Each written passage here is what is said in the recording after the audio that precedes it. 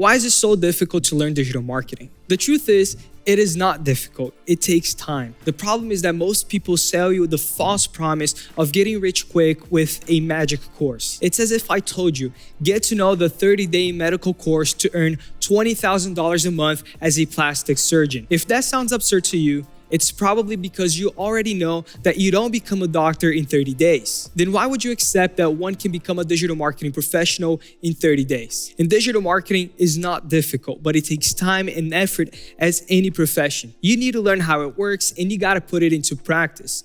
You need to take time and you need to study. You also have to understand digital marketing strategies and get to know the tools that you'll be working with. That is the price you will pay to pursue the profession that will pay you very well in the future. It is not difficult to dedicate 1 or 2 years to learn digital marketing. What is difficult is spending your whole life looking for something easy and profitable and eventually realizing years down the road that you're old and you're poor and you haven't achieved anything. 2 or 3 years of hard work can give you the best life. Just stay focused, dedicated, and keep believing in yourself.